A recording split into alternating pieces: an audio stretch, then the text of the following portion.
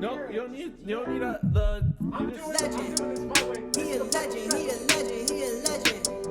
He a legend, he a legend, he a legend. Talking on it though, then He you a can't put it up legend. later. Welcome to the league, to the league, to the league, to the league, to the league of idols. Welcome to the league, to the league, to the league, to the league, to the league of idols. Welcome to Summoner's Rift.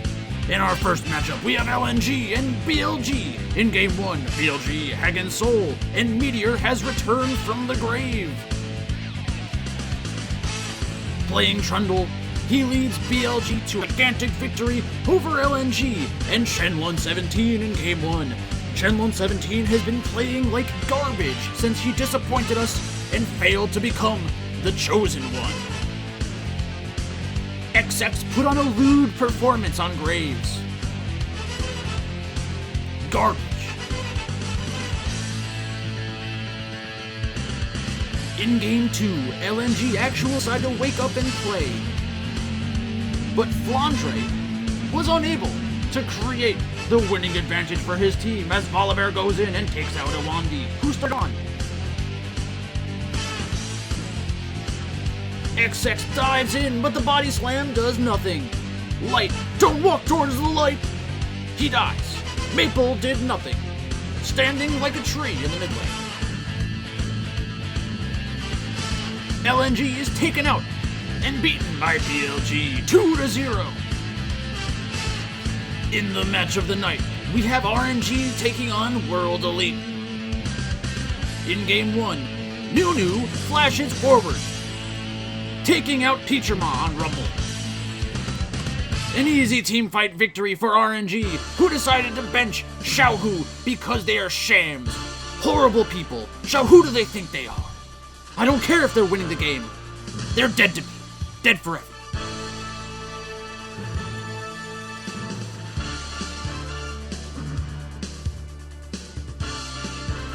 In Game 2, World Elite is set up around Dragon Soul. Betty misses his ultimate onto Morgan, who Zanya's. But it's RNG who better engage at first. XLB goes in on Jarvan, ulting 2 players, but Nautilus survives, and it's Aphelios who flashes forward and uses his Moonlight Vigil to send RNG to sleep in Game 2. In the final game of the day, RNG and World Elite are set up in the mid lane. Threw away their early lead, and now Teacher Ma is going down, engaged on by Set. But Senna falls as well. Now it's a 4-on-4. Morgan is going off. Xiaomeng and World Elite turn the fight and turn on to Baron. This should seal the game. But will RNG contest? They obviously have no spines because they benched Xiaohu because they don't know what they're doing. If anything, they deserve to be gone after this one. Xiaolong Bao, running around on the Nidalee, chucking spears into the Baron pit, but connects with no one. Baron is falling low, and Nidalee is skulking around the Baron pit. Ezreal jumps out. Gragas jumps out as well. Graves leaves the pit. What are they doing? Finish the Baron! Graves has to flash back in and secures the Baron. Morgan gets a knock-up on 2, and Nidalee falls to Ezreal. World Elite takes out the trash. Screw you, RNG. Who do you think you are? It's Pykel with League of Items, and yesterday we had a pretty interesting pair of games. They were projected to be very close, and they ended up being somewhat close. Okay, the second match was close. The first match, not so much. Billy Gaming with their upgrade in the jungle, Meteor. For people who weren't paying attention, Meteor, the only reason he wasn't playing is because there was apparently some kind of rift between him and the mid laner. They had some kind of disagreement. I think it involved some women. I don't remember the exact details, but that's basically what I remember from that. So it wasn't an issue of like him being a good player or not. And yesterday during the video, I think I made that pretty clear. So they were able to 2-0, and when you get one of the underdogs 2-0ing, you're most likely going to have an 80 carry or a mid laner be the best captain. Wings was the best captain on the night. because World Elite and RNG were surprisingly low scoring. I believe I mentioned that in the video as well, because, if RNG won, I expected it to be higher scoring, because World Elite would be the one forcing the issue more often when they're losing. But World Elite lost game 1, won game 2, won game 3. Game 2 and game 3, that had the potential to turn into a much longer game, but they seized the opportunity to finish off the game right when it presented itself, which is pretty good. I mean, you have to respect their ability to close out that game, because if, like, let's say at that one dragon fight, instead of ending the game, they took the dragon, took the baron, and then tried to end the game, they would have probably gotten another 5 kills at least, which would have been much better for Draftkings. I came in, I chopped for like 29th. I was 2 points from first place, and it was just like it was a 2 for 2. It was Fofo and World Elite versus Teacher Ma and Billy Gaming, and the Fofo side won, so whatever. Yeah, so last night I had Billy Gaming, I had World Elite. Almost all of my lineups had combinations of those two teams. I had, I think, one hedge stack. I was really big on Billy Gaming. I thought that they definitely were a live dog, and I think they probably should have been the favorites, because if you were doing this based off of talent and not based off of results so far this split, Billy Gaming would have been the favorite. But that's basically it, except for the ownership. So yesterday on my stream, I was talking about the expected ownership of this match, and I sent a message to Dingo saying World Elite greater than sign, LNG greater than sign, RNG greater than sign, Billy Gaming. So let's see if I was correct. So first we have World Elite. Zhao Meng was the most popular AD carry. He was listed as an underdog on Draftkings. And for people who just go to DraftKings.com and look at the different salaries, are going to notice somebody like Zhao Meng when he is an underdog, because he has a high fantasy point per game, and his salary was also relatively low because they were an underdog. Light was also very highly owned, and again, if you look at the game scores or the game logs rather, you'll find Light being a good option, because he had like pretty good performances against FPX and RNG, which even for people who aren't following closely should be pretty impressive, even though it's more of a team thing than an individual player thing. Betty was the third highest owned player on the slate, and again, you're going to get more AD carries, especially in a 2-game slate where like the roster construction allows for a lot of AD carry captains. So this isn't that surprising, because you want to get an AD carry or a mid laner into your captain spot whenever you can. Then in the jungle we have Beishang, so the highest owned AD carry and jungler and support were all from World Elite. This means that it's going to depress the ownership on mid lane and top slightly, and it should also mean that you're going to have less Team World Elite as your team slot, because people who were using World Elite as their primary stack aren't going to want to limit their upside of the team with the World Elite team over one of the players, because the thought is that if World Elite is able to win 2-0, you want the game not played bonus from one of your players, you want the additional kill upside from your players. That's always, not always, over the long term, that's going to be higher scoring. Then we have LNG. So LNG was the most popular team on the slate, which is not surprising to me, because if you were doing a World Elite with an LNG stack or LNG plus RNG, the second match was supposed to be the higher scoring one, and that means that you're going to get your team from the first game. So like I said, mid lane missing was going to be the... Did I say mid lane? Support missing was the highest owned support. In the mid lane, we have some clumped up ownership. So we have Cryan, who was the highest owned mid laner on the slate. That wasn't very surprising. I think I had a disagreement with somebody about that on the stream. I said Dingo was actually talking about how he was trying to get leverage over the field by rostering a lot of Cryan because Cryan was projected to be 10% owned. But there's no way that you're going to have a 10% owned mid laner from a team like RNG on a 2-game slate. So the projections that we were looking at last night were pretty far off from what I thought was going to happen. Then we have Maple from LNG, World Elite, mid laner Teacher Ma. Then we have Fofo from Billy Gaming. So Fofo was obviously a good leverage play because they were going to be the lowest owned team. And he ended up scoring pretty well. Ming from RNG actually was very close to missing in terms of fantasy points scored, which was pretty crazy. That would have changed the winner of the GPP. Then we have Morgan as the highest owned top laner because Morgan was on the team that most players were using, and he's also a carry top laner, so he does have that upside. He played a couple games of Ornn, and he did a good job, especially in that last team fight. He actually did an incredible job. Chenlong 17 was pretty highly owned. New Kingin. But this is basically how I thought the ownership was going to go. So we had the 380 carry captains, and then we had Wings all the way down here. Wings scored more than any other 80 carry on the slate, so you needed to have Wings, preferably as your captain. I think as a captain he scored like 127 or something like that. So just wanted to go over that real quick. You have to be very, very careful with who you're getting your projections from, especially if they play the game themselves. That's all I'm going to say. So next up, we have a 4-game slate, LPL and LCK.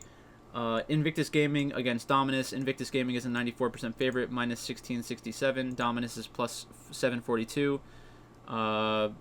Dominus is going to be a tough team to believe in because they haven't done well against good competition, but they did win their last match. Let me just make sure I remember who that was.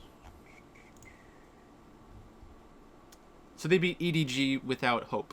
I think that Invictus Gaming is a better team than EDG in general, especially when they have a backup 80 carry. LGD against Sunning. So this is going to be a very important match. Let's take a closer look at that. LGD and Sunning. So we have Longshi against Bin. Bin actually has the higher carry upside of actually like impacting the game and winning the game for his team, but Longshi I think has a higher floor because if his team wins, he's more likely to be involved in like an assist capacity, which is there are two different ways to score points in Draftkings is basically what I'm getting at. So I would expect different kinds of performances for them. Peanut and SFM, I like both of these junglers a lot. I think that Peanut is probably the better jungler, but SFM has been very impressive this split so far. He has a great champion pool for this meta, and they've actually started to move away from the champions that I loved in the beginning of the season. So he played 3 games of Graves back to back against World Elite and JDG, but since then they had a loss to Invictus Gaming, which was reasonable. Like Invictus Gaming is a good team. They lost to EDG, which was I think it was a very close match, but that was pretty disappointing. Then they beat Rogue Warriors with Jarvan and Lee Sin, and then they beat Dominus. They played 3 games of Trundle in a row. So if they're going back to this whole Trundle thing, it does make SFM a little bit less interesting from a DraftKings perspective. Let's see what his score was last time. Yeah, he scored 59 in a 2-1 win. So if he's not going to play Graves and Kindred or Nidalee, these kinds of champions, then I have less interest in SFM as a potential captain. On this slate, you probably won't need a jungler as a captain unless 2 of the big favorites are the highest scoring team on the slate, which is certainly possible. So I think some people will want to get Peanut in there as a captain. I don't know if I could play S of M as a captain, especially against Peanut. If we have 2 carry junglers playing carry junglers, then we're going to have that JDG Rogue Warriors type of outcome possible, where one of them falls behind early, can't force the issue, can't contest anything, and then the game just ends. In the mid lane, we have Xie against Angel. I think Xie is a significantly better player than Angel. Kramer and Huanfeng. I think Huanfeng is the better carry than Kramer. Kramer does play Senna, which is going to be pretty important on this patch and in this meta. It's becoming one of the, like, not counters, but it's becoming one of the other overpowered options when you're banning Aphelios. So I'd watch out for that as well. That means that Mark has additional upside on LGD, because he should be getting the farm, and it's going to feel less bad if he gets a couple of kills or something like that. So Kramer does have that assist upside as well. It'll be interesting to see how that actually turns out, because if you're playing Senna into a hard carry ADC like Huanfeng and Aphelios is banned out, I'm sure he has some other pocket picks that would fill that hard carry role. Maybe like a Draven. I know that Huanfeng plays Draven. That'd be pretty cool to watch. Or like a Jinx or something like that. But that's basically it for that matchup. Then we have the Korean matches. We have T1 against Damwon Gaming. This is going to be a great match. I'm very excited to watch this. I think that T1 does have some question marks in regards to their roster, so I'm glad that it's the first match of the day. But with that being said, even if we know that Cuz or Elim is starting the first game, if they underperform, we know that they're actually willing to sub out players. Kana seems to be very safe, so I don't really think that he's going to get taken out. Kana against Nagri is going to be very fun to watch. They're two good top laners. Nagri is more of the Nagri is thought of as a much better carry top laner than Kana, but I think Kana has the potential to also win his matchup top lane very hard and then transition that into a lead that his team can win off of. So let's see what his champion pool has looked like recently. Yeah, Kennen, Jace, Kennen, Aatrox, Jax, Kayle, Camille, Silas. So he's been playing these carry top laners. He's not thought of as a like extremely good carry top laner right now because there are a lot of names in Korea, and Kana is still someone only in his second split. People are trying to figure out where he fits into the T1 picture, and so far it looks like he is this like high upside, very good player in general. So for Draftkings purposes, I think he's definitely someone you have to consider tonight. I would definitely want exposure to him. In terms of contested picks, Kale's a contested pick, Jace is a contested pick, Kennen's a contested pick. So we're going to have to watch out for the pick ban phase. That's going to be an interesting layer to pick ban tonight. Then we have Canyon against, I would think it's Elim. I would think that he gets another start and will play until he loses, basically, like loses a series. So Elim has played Olaf and Trundle so far this split. Canyon has a game of Graves and Fiddlesticks and Nidalee. So I think that Cuz would probably be a better jungler to play against Damwon Gaming from like a real life winning the match perspective, because Canyon isn't really going to contest a lot of these carry jungler picks. Cuz plays these picks. So if they wanted to take a contested pick top lane, give Damwon Gaming their choice of the available junglers and AD carries and stuff like that, you could have Cuz come back in and pick up a Nidalee or a Graves for free, essentially. So that's interesting. I don't think that T1 will do that. I think they will go with Elim tonight because they've been winning.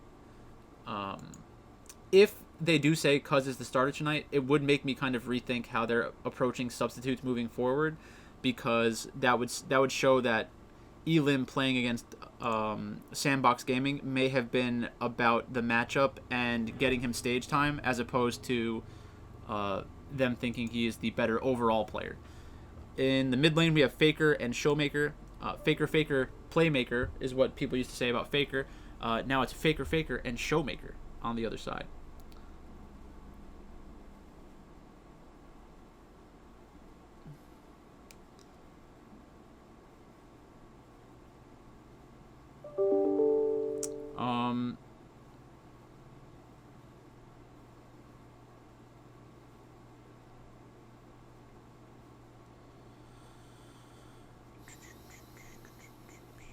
Yeah.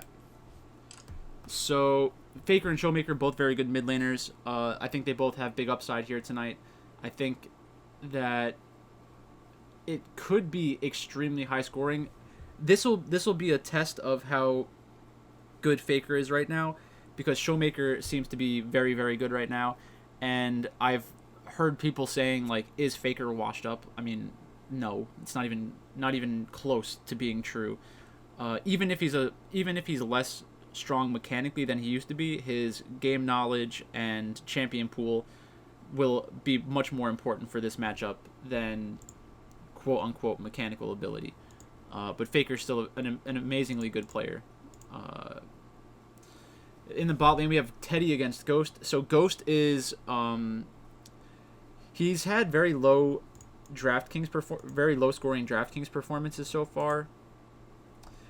Part of that is because he's been playing Senna, but he has that upside if they end up beating T1. I think it's unlikely they beat T1. What was the money line again? Wow. Minus 140 to 106. I wonder why it's like that. T1 lost to DRX, but they've won every other match. Damwon Gaming lost to Gen G, which was understandable. Gen G and Damwon Gaming are both good teams. Like, I'm not going to take anything away from T1 for losing to DRX, and I'm not going to criticize Damwon Gaming for losing to Gen G. But when it comes to the bot lane, it will likely turn into Teddy on a carry champion against Senna for Ghost, and that also means that Beryl has the chance of playing something like Pantheon support, which is very cool. I think that it's a very good pick right now. I've been playing a lot myself. It's a lot of fun, especially in solo queue, where you just like jump out of the bush all the time and dive onto the carry and try to kill them. You don't necessarily play it that way in pro, but it's always an option that the other team has to kind of worry about. So Effort and Beryl has the higher upside because they're more likely to play Senna. I think Teddy has played Senna as well, but I think for Damwon Gaming, the way to look at like drafting against them, you should probably just get rid of the Senna, get rid of the Pantheon, and then either do Aphelios versus Ezreal, or maybe even ban out Aphelios, because I don't think that if it's like Ezreal versus Kalista or Ezreal versus Kai'Sa, Ezreal versus Ashe, those seem to be a lot less volatile than the Aphelios matchup, because if you are the Aphelios and you get one or two random kills in the early game, you can snowball out of control and just end the game. And I think T1 respects Damwon Gaming to not give that up for free. I think it's probably not worth their time banning out Nalgiri or Showmaker in the first 3 picks, so I would expect them to ban out 80 carries and maybe a support. Maybe they have something to combat the Pantheon in the bot lane, but if you know it's probably their strongest composition in the bot lane, you might just want to get rid of it and force them to play something else. That's probably how I would approach it. So in the last match, we have Sandbox against Gen G. That's not even worth my time talking about. If Sandbox manages to beat Gen G, then I'm going to lose money. That's basically how that goes. So yeah, that's basically it. Yeah, thanks for watching. I'm going to go play golf today. So, not sure what time I'm going to be home. Not sure how tired I'm going to be. But maybe I'll throw together a stream later tonight. Thanks for watching. I'm going to also post a video later today, or maybe at the same time today, where I do my own rankings. Somebody suggested that I do like a top 20, but I have a slightly different idea that I think will be pretty fun for everyone to kind of watch and see how I would go about making rankings that are much better than the ESPN esports rankings, which admittedly are garbage and have a very low bar. So yeah, maybe I'll even write some blurbs. Maybe I'll show these people how to write some blurbs. But again, thanks for watching. If you want access to my picks, you need to join Patreon. If you want to join Patreon, the link is in the description below. If there's anything you want to see a video made on, just let me know. And I'll talk to you later.